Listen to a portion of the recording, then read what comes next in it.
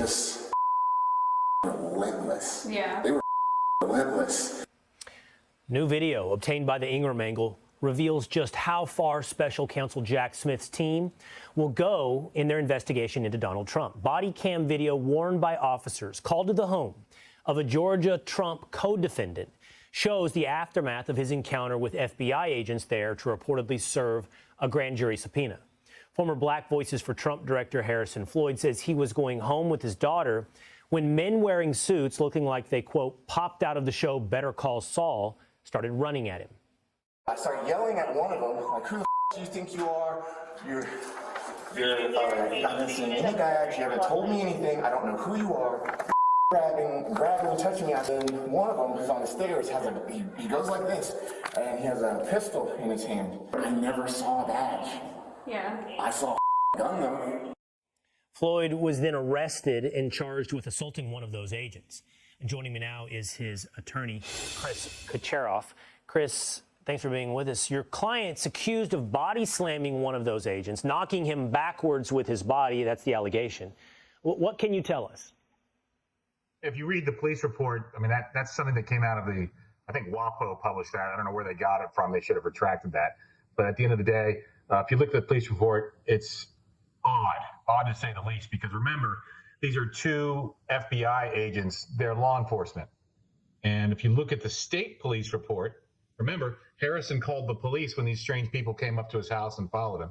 When you look at the state police report, he's the one who called, and he's the victim. He's listed as the victim. And then 10 hours later, they show up back at his door to arrest him. Well, if you look at the police report and you see what these FBI agents have said, I don't know. I used to be a former police officer, and I can tell you right now, if you touch a police officer in his nose, you get that close to him where you're pointing at his nose and you're literally touching his nose, poking his cheek, as they said in the police report, spitting on him and cursing, you're going to get hooked. I don't know a police officer who wouldn't hook you. Now, they can say, well, he's an former MMA martial artist. I would have, we wanted to de-escalate. That's not what happens. You touch an officer and he's identified himself and he's shown you his badge of authority. That's it. Case over. You're getting hooked. So I don't buy what they said. Yeah, and your client is saying, and we can see it in that video, that those officers did not identify themselves when they approached Harrison Floyd. That's right. That's right.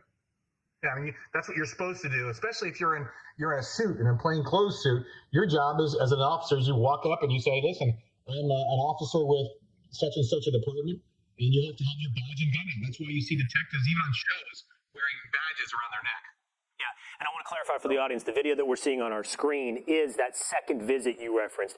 These are the police officers showing up after Floyd calls the police officers. The original encounter with the FBI agent serving the subpoena, we do not have on video, and thus we have these conflicting testimonies. But let's take one more look. Let's take a look at this video with the officers that Floyd called who show up at his door. If they are who they say they are, I want to know who the supervisor is, and I want to press charges against whoever those two are who are coming after me with my daughter pulling me on the stairs. If you serve people a subpoena, that's not the way it's done. I agree with you. So to be clear, those officers, he alleges, did not identify themselves as officers of the law. He calls the cops, which we're now seeing on video right there. And what happens, Chris? He ends up being arrested for the alleged assault in the first encounter?